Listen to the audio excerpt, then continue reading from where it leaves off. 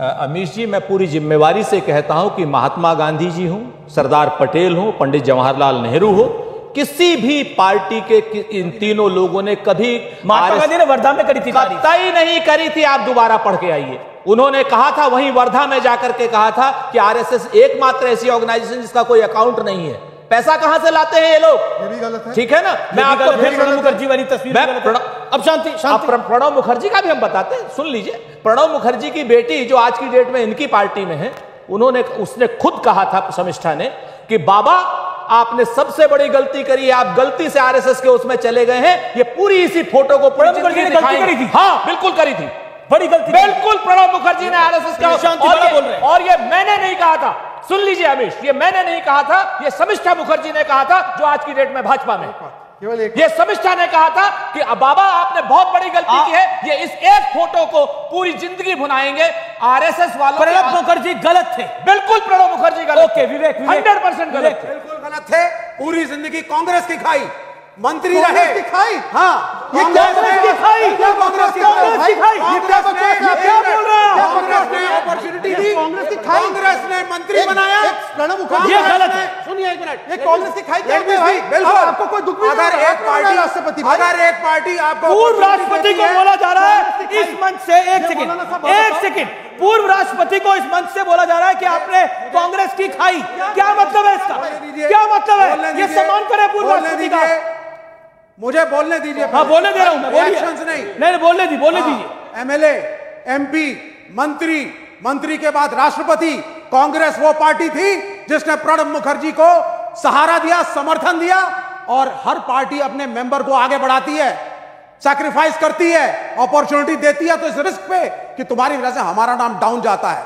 और राष्ट्रपति बनने के बाद आपने जिस आइडियोलॉजी का हमेशा जिसके खिलाफ रहे प्रणब मुखर्जी, रिटायरमेंट के बाद आप चले जाते हैं संघ के मुख्यालय में और हाथ जोड़ करके ऐसे कर रहे हैं। ये क्या दर्शाता है? पूरी जिंदगी संघ के जो आदमी खिलाफ रहा, यह गलत था। प्रणब मुखर्जी तो सर बिल्कुल गलत था। अब क्या करेंगे? गाना गलत था। ओके नहीं, ये बहुत अगर गाना सही था। एक सेकंड, नहीं, मैं प्रणब मुखर्जी की चर्चा करना चाहता हूं। ओके बोलिए शहजाद जवाब इस बात। अमीश जी, हम लोगों ने तो हजारों डिबेट की है, दो विषय छोटे छोटे लगाता हूं। जेपी नारायण ने खुलकर प्रशंसा की आरएसएस की, क्या उन्होंने भी किसी की खाई? बता दीजिए। दूसरी बात सुन विवेक प्लीज, जेपी ने भी खाई किसी की? बता देता हूं। बोलेंगे जेपी ने भी खाई, मुझे कंप्लीट तो यार लोहिया ने भी खाई। एक सेकंड में तो कंप्लीट संघ का समर्थन। वर्धा में महात्मा गांधी ने क्या बोला था मैं बताने वाला हूं आप लोगों को। अगली बार आपसे ना एक सेकंड, या अमीश जी आप 3 डिस्प्लिन दिया करो मुझे डिबेट में पहले आने से पहले। हाँ सुन लीजिए, आप तो जहर दे देंगे, आपको कहाँ अच्छा लगता है? मुसलमान ऐसा भी नहीं है भाई। अब सुनिए ना, अच्छा सुनिए मेरे भाई, सुनिए भाजपा के प्रवक्ता यार इनका शुरू नहीं, कोई किसी को जहर नहीं देगा, ना आप देंगे ना आप बोलने दो यार। अमीश जी क्यों ऐसे हो गई है? साजिश करता लोग हैं। अच्छा खड़े होके बोलिए, क्या कह रहे हैं आप? बोले संविधान तो यहाँ खतरे में, 240 एमपी वाले को 99 वाले बोलने नहीं दे रहे हैं। अच्छा अब आरएसएस के विषय में दो हमेशा से एक क्रिटिसिज्म रहती है, और प्लीज 30 सेकंड में मैं समाप्त करूं, पॉइंट टू पॉइंट बोलूं। दो क्रिटिसिज्म रहती है कि हम संविधान और तिरंगे विरोधी। संविधान भारत में 1950 से लागू हुआ, एक जगह पे नहीं था, जम्मू कश्मीर में, जहां पर वाल्मीकियों को आरक्षण भी नहीं था और तिरंगा भी नहीं था। उसके लिए श्यामा प्रसाद मुखर्जी बलिदान हुए, और आरएसएस के एक प्रचारक मोदी जी ने किस प्रकार से वहां पर 370 हटाकर तिरंगा, आरक्षण और संविधान लागू किया। विरोध करने वाले वो आप संविधान के साथ है या संविधान के खिलाफ है जम्मू कश्मीर? ठीक है, अब ऑडियंस के पास जा रहा हूं। सवाल ओके 2 लाइनें देशभक्ति की सुनाइए। चलिए, बहुत राजनीति होगी, क्या लाइन है? खान साहब से मोटिवेट होकर के, अच्छा से मोटिवेट होकर के, आसिम मुनीर के दिमाग से भारत से लड़ने का फितूर उतारेगा। आसिम मुनीर के दिमाग से भारत से लड़ने का फितूर उतारेगा। ये आज का भारत है, ये जो है इस्लामाबाद जाकर उसकी छाती पे तिरंगा गाड़ेगा। ओके चलिए, बहुत शानदार। आप भी कुछ कहना चाहते हैं? जी सर।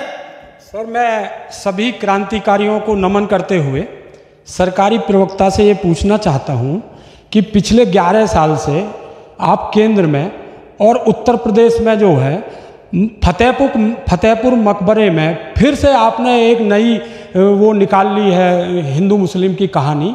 आप एक काम करें ना, सारे के सारे को चिन्हित करके और पुलिस को लगा के पूरे हिंदुस्तान के अंदर जहां भी आपको दिखता है कि यहाँ हमारा शिवलिंग है या मंदिर है, सबको एक साथ 10 दिन के अंदर उखाड़ दीजिए और हिंदू मुस्लिम खत्म करके बेरोजगारी भ्रष्टाचारी इन पे काम कर दीजिए सर। ओके चलो, अच्छा सवाल। ओके सवाल है, ये बड़ा अनफॉर्चुनेट इंसिडेंट हुआ। मैं इसका जवाब सवाल पूछा, एक सेकंड, ये तो बड़ा अन्याय है, मुझे बोलने नहीं दे रहा, मैं बोल नहीं पा रहा हूं, अन्याय इनके साथ हो रहा है। अरे भाई कमाल की बात, मतलब पूरी डिबेट में सबसे ज्यादा ये बोले। इसमें जवाब मैं जनाब आपको नमन करता हूं और एक गुजारिश आपसे करता हूं, ये सरकारी प्रवक्ता नहीं है, ये भाजपा के प्रवक्ता हैं। नो, बिल्कुल नहीं, ये ऑब्जेक्शनल लेवल है।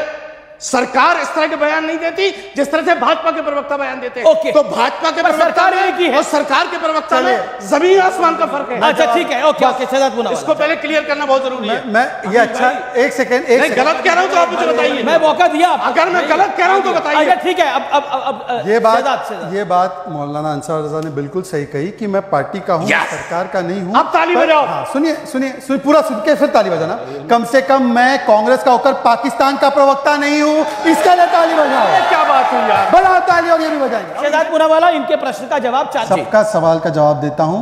वैसे जिन्ना की पार्टी मुस्लिम लीग से आज भी केरल में इनका गठबंधन है। इनके सवाल का जहां तक आपका सवाल है, जहां तक आपका सवाल है, अरे फतेहपुर से जिन्ना का मुस्लिम लीग, अरे मुस्लिम लीग केरला में कौन किसने बनाया?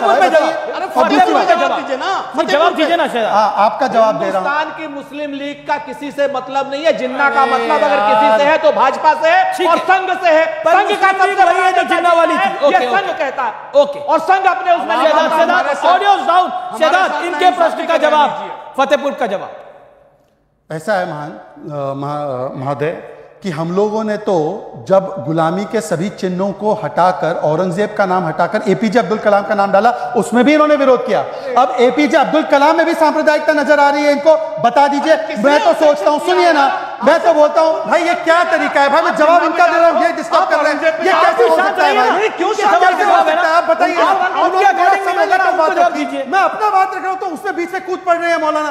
तो सही तरीका है भाई, ये क्या तरीका है? चले जाते हो। और जहां तक जिन्ना की बात है, आप एक बात बताओ मुझे। अरे ऐसे तरीके नहीं हो सकता। आपको स्टैंड लेना पड़ेगा। मैं ले रहा हूं, एक सेकंड। नहीं, ये तरीका नहीं हो सकता। अगर डिबेट का तरीका नहीं हो सकता। ये Amish, this is not fair. Amish, you can not allow this. Amish, आप कैसे लोग कर रहे हो यार? मैं नहीं करूंगा ऐसे डिबेट, नहीं, ऐसे नहीं हो सकता है। आपकी मर्जी है, हद होती है। जवाब अपने मौके पे बोलिए, मैं आपको मौका दे रहा हूं। अरे कम मौका दे रहे हैं आप। उनका सवाल मुझे जवाब देना है, सबसे कम मैं चाहते हैं आपके सवाल का जवाब मिले। भाई मुझे जवाब, अच्छा ठीक है, आपके सवाल का जवाब ले रहे हैं। एक सेकंड, कि जब हम लोग एपीजे अब्दुल कलाम साहब के नाम पर, आक्रांताओं के नाम पर रखी गई जगहों का नाम रखते हैं तो उसमें भी उनको सांप्रदायिकता नजर आती है।